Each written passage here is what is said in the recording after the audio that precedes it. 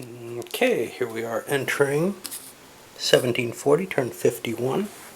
A lot of three different things. The Orthodox, Muslims, and the rest of the world, which is C, I guess, for China, are all going to get advances in technology.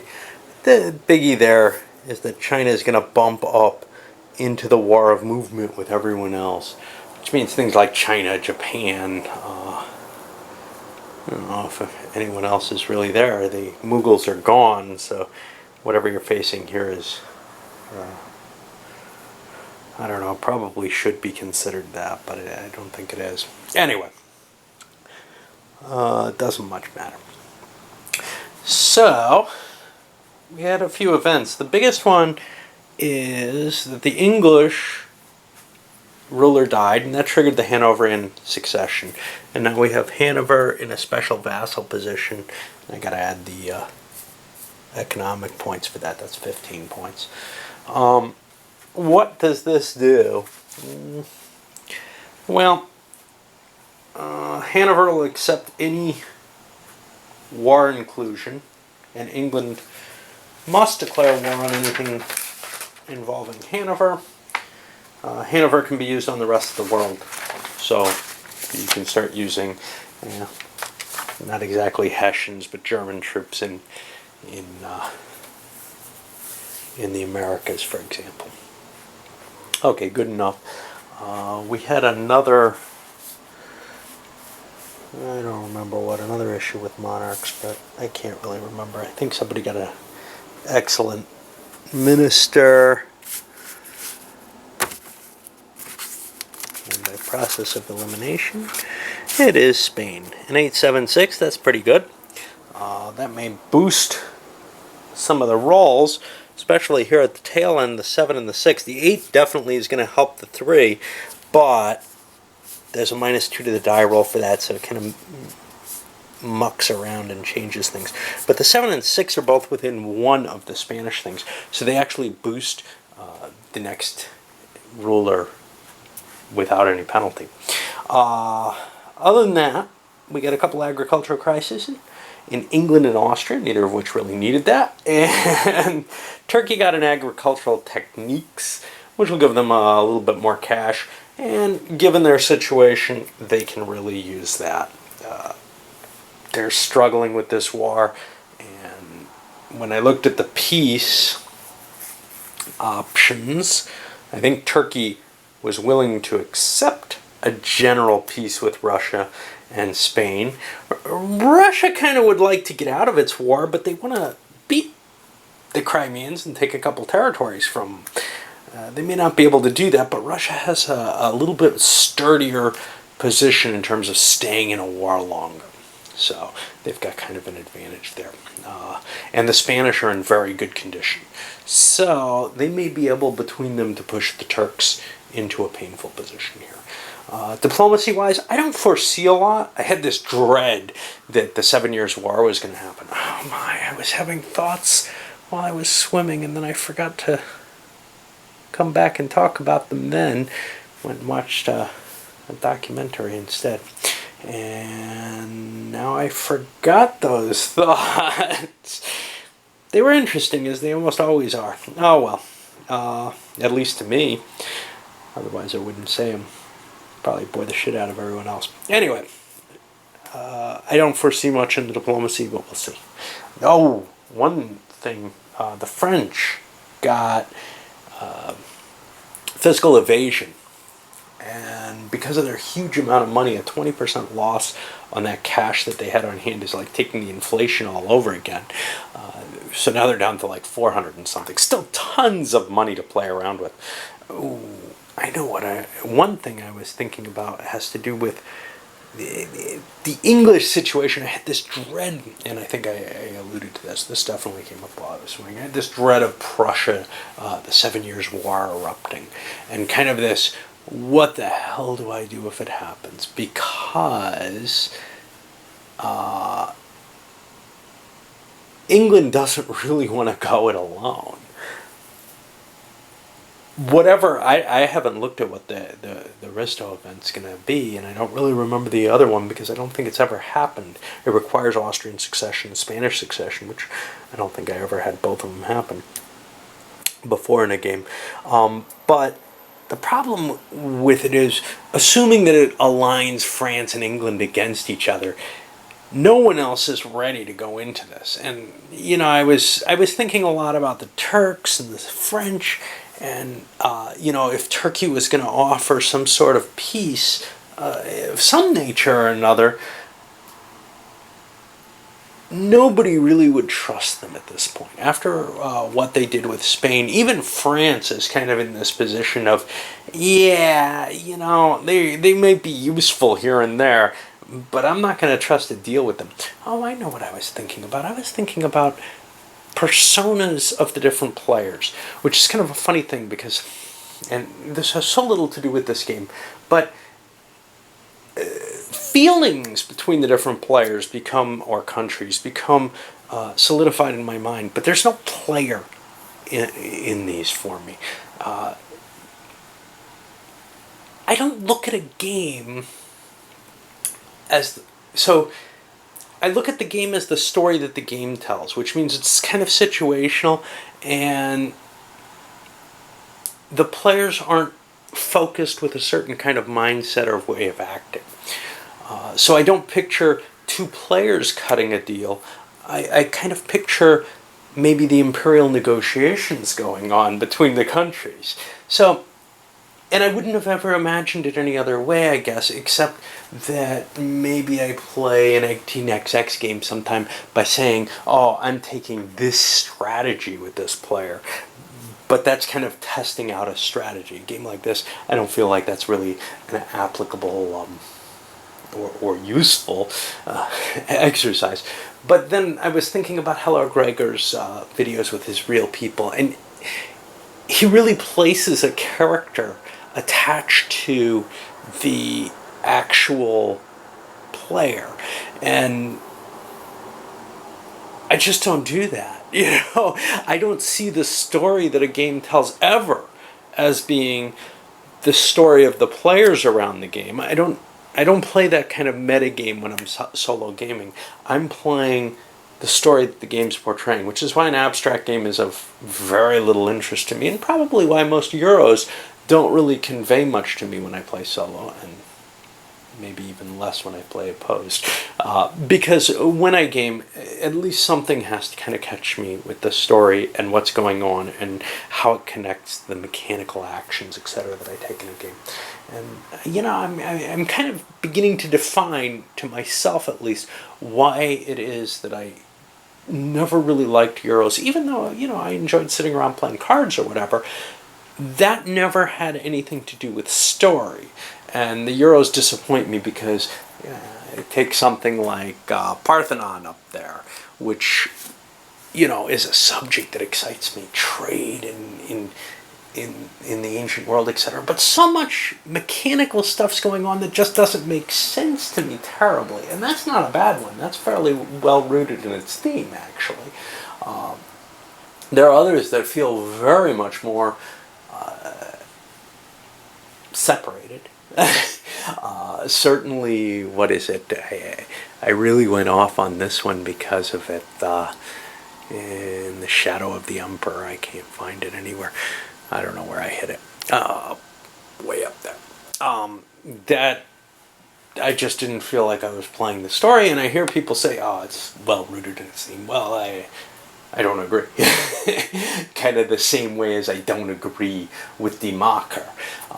But, you know, I can kind of see it with Parthenon, but still, I'd rather the gameplay be more abstract and less mechanical if the mechanics aren't going to be touching the reality very well. So, for example, something like Civilization, way up there, actually kind of excites me because everything's so abstracted in it, and there isn't a lot that you're doing, that I feel like I'm getting this broad picture of the world. Anyway, with something like this, obviously, it's not very... Oh, I know what it was. Yeah. All right. So now I'm reaching into it. The peculiar situation, if you consider it, of diplomacy in this game. Historically, and you can't expect any game to get everything right? But historically, let's take a look at what Sweden's relationship with France was. Now, France will never have the money in this game early in the period. Early on, you just don't have the money to buy all these diplomatic actions. And that was the first thing that kind of grumped to me, was something I said in the last video having to do with Sweden, having to do with France, saying, well, France had a lot of money to throw into diplomatic actions historically, but they don't really seem to in the game. And yeah, you have choices. You could maybe not expand and not cheat so much to get their imperial, their colonial possessions so high, and other circumstances. You can make choices to save that money, take the inflation hit that you're gonna take to get a diplomacy action, and then take this kind of not terribly valuable diplomatic action. Why is it not terribly valuable? It's because it doesn't help your income, right? You want to build your country up so it's a strong nation for the later parts of the game, so that you can either challenge the leaders, or if you were one of the leaders, defend yourself, or whatever. If you don't have the cash, if you can't snowball your country into something powerful, well, you end up left behind. And right now we see France is able to do whatever the hell they want at this point, basically. They have so much money, and no one else is in that position. Usually it's England that's in that position because of their merchant fleets, etc. Okay, well, historically, though, France did spend money on Sweden. And then I thought about something else beyond that, which is that, okay, other than during the 30 Years' War, everything after that, France was constantly paying for Sweden's army. And the game doesn't represent that at all, in the sense of, okay, so I spend some money to upgrade, my alliance with someone, and that all makes sense, but that money doesn't go to them. They don't get a stronger army out of it. And except for increasing the size of the base forces. So if you're in a situation where you get reinforcements, you can actually pay the minor country to kind of increase. If you didn't get enough reinforcements, you might have to pay the minor country money in order to keep the standing army that's currently in existence. And maybe you could fudge around with those rules and say, okay, well, if you pay for the standing army, you can take all reinforcements, whether, you're already at them or not. And I'm fine with that. But the historical situation was the big army that Sweden is expected to have, the big professional army, was largely funded by France. Without French subsidies, Sweden not only would not have gone into war, which accurately is represented, I think, by the chart, but couldn't have maintained their war effort. And that is not represented. Sweden instead is really, as are all the minor powers, a power on its own, and it's probably more effective on a war on its own. And it troubles me. I don't know how I'd resolve it. There's no clear answer in it, but it's one of those discordant notes that comes out in this game because there's so much detail in so many things. And I can't blame the designer to miss one little piece, even though it's a strong, issue of, wow, it really is not the way the game portrays it at all. When they've tried with so many things, I mean, you can't get everything right in any game. Anyway, boy, do I like to talk. Alright, no major diplomatic alignments. I did look up the 7 Years' War just to make sure that France wasn't going to waste their money on investing it in Prussia. They're not. They have reasons to be willing to oppose Prussia. They can get victory points off of it, but they don't really want a war here. So by not opposing Prussia, they actually are helping avoid a war. By gaining Prussia under their control, they might get some points.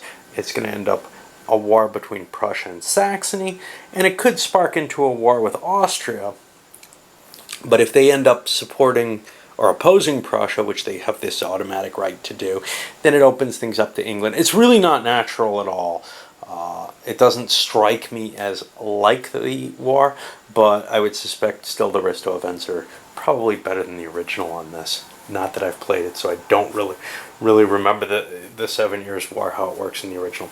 We did see a bunch of stuff happen, though. Denmark, Prussia, and Holland. France grabbed them all, got victory points from all. They took Portugal out of England's hands, so England lost a victory point there. And meanwhile, Spain picked Genoa back up. They're trying to maintain a majority of both Italian and Holy Roman Empire states. I don't know, what do we have for the Germans? See, the Germans are tied with them in Holy Roman Empire with Prussia, though. Prussia's always iffy. One thing to note, there was a bunch of diplomatic instability, and the only real effect of it was Persia left. So the Spanish feel burned by that.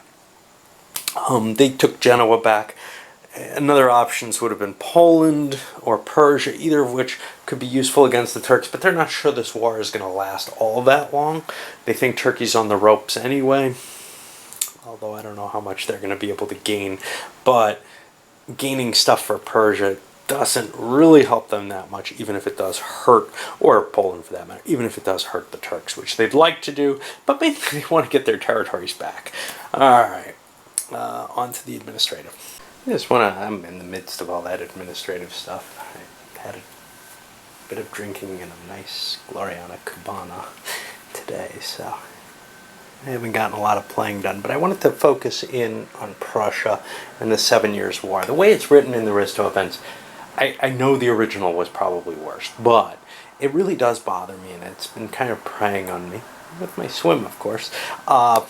In this case, look, Prussia-Austria and the realignment that the 7 Years' War created was really just a part of the English-French War, or struggle that was going on throughout this century.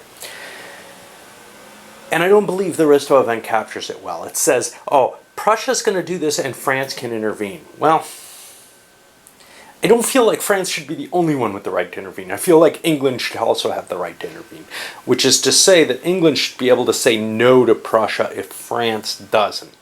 The realignment doesn't really make sense no matter what, but which is to say the realignment happened because France managed to convince Austria onto their side, or England switched over to Prussia, or whatever, but it's focused on this greater struggle. And to say that if France had Prussia as their ally, regardless of where Austria is in here, if France had Prussia as their ally, and really this was more an Austro-Prussian struggle than anything else, but if France had Prussia as their ally, England would almost automatically be in a position to oppose them. But the way the game works, hey, France has the option to grab more victory points. Now that's not going to happen in this game because France is winning, and France doesn't really want another land war. You know, they probably do fine in it, but they're not terribly interested. For one thing, I don't think it gives them any right to push into the Holy Roman Empire. I'll have to look at the 7 Years' War rules for this one, but I don't think the Risto event actually gives the French this right to move into the empire, so there's not a lot they can do. Which is actually ahistorical because the French did just march into the empire. But there's nothing, maybe they're assumed to already have Cologne at this point. I know that there's that possibility, at least in the old game. I don't know. Anyway, such is. Alright, well, we're ready for the rounds. Countries are really kind of wearing down here. These are not, your France and England fighting here. And people weren't in terribly good shape. Spain was, but their economy's not that great. They're trying to struggle in a lot of places. They've been able to take out loans at least. But Russia and Turkey, you can see where they are here. And that means not a lot of new armies. The Russians put one out. The Turks put one out. The Turks absolutely need this because they need to refill the army facing Venice. Meanwhile, they're also fighting the Russians up here. Crimea got a nice big new army. Algeria built its fleet again. The Spanish also had to build about 10 new ships. They can only get them at cheap price down in Andalusia. They can no longer build, not that this is a big deal, but they can no longer build galleys because they don't have Naples. They have to pay double price if they want to build them over here, and that's kind of one of the problems. Most countries can build anywhere in their home country, but Spain, Turkey, and Russia have kind of this problem where they only have a couple provinces that they're allowed to build in at normal price. The French kind of failed in their trading posts. The Russians snuck one in, even though they're low on money. It seemed valuable.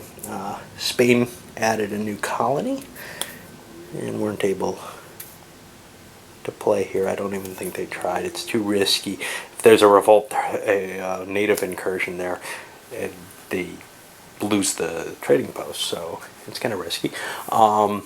We're seeing French beginning to drop some fleets in again, where they're kind of disturbing England. Remember, they built some over here too.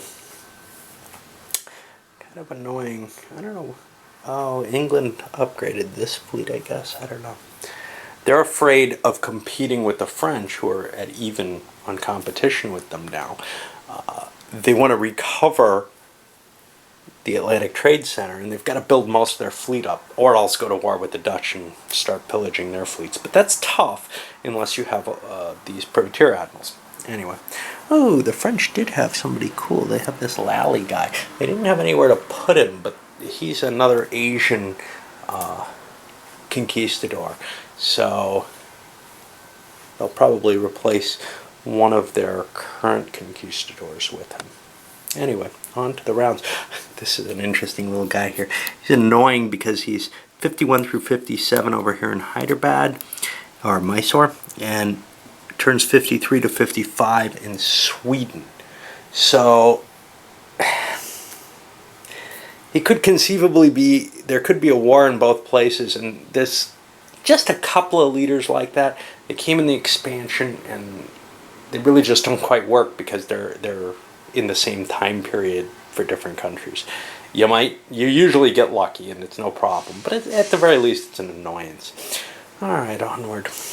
Alright, first round ends. Nothing too exciting going on most of the world. A little bit of naval action between the Russians and Algerians, because the Russians got kind of intercepted. Well, not intercepted, but they kind of wanted to help clear the way and pin that fleet for the Spanish.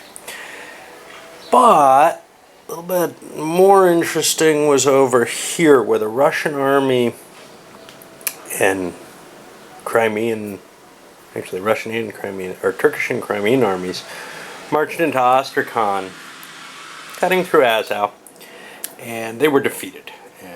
Well, no, they weren't. It was a draw. The Russians actually lost more than the Turks did, but then the attrition value was like 70% on the Turks, and they were just, they don't have an army there anymore. Basically, they lost huge amounts of forces, so the edge is over there to the Russians. See the Venetians moving down into Albania to lay siege. A real short turn, only 2 rounds, and that's bad for people who hope to gain something from this war. We again had problems with the Russians trying to get by the Algerians. The Spanish attempted another landing here in Algeria. They failed. They couldn't move into here without causing some stacking issues. And they could have sailed through to Sicily, but it's easier for them to shift things in one area. Plus, if they could knock out the minor, it makes it easier to push forward. Venice won. Well, it got bounced out of Albania. Then they moved up to Serbia and sieged that. They're going to get to stay because it's inverted, which means they got a breach on it. And the Russians opened up their siege in Azov. They're not going to stay there. Overall, it's a bad turn for the aggressor. It's also a bad turn for anyone who was counting on trying to clear this stuff up, because you just didn't get enough rolls. The piracy is going to be a problem. The Spanish gold may not make it. Probably won't. Bunch of ugliness. Alright, short turn. Moving into 1745, turn 52. No peace. Nothing really of interest. some victory points. Basically, nobody's making much because of the shipping problems that the English have. They'd be getting points over in quite a good quantity if it weren't for that. The French are doing okay, but no better than the English are at this point. And it really does highlight something, which is how much glory, or whatever it is that the game is measuring, really makes sense when, you're talking about mercantile operations. How much does it really, should it mean? Because, frankly, the mercantile operations, they bring your wealth in and everything, but they bring in more victory points than anything else you can do in the game. And somehow that seems a little, I don't know. Points are points, right? It's just the score that you can drive off them is too high. And I think, in a sense, though, it does depress England's willingness to go to war, which may be a good thing in some senses, but maybe it pushes it just a bit too far. Anyway, we'll see where we go in this next one. It's going to be tough to get through the last of these, but we'll do it one way or another.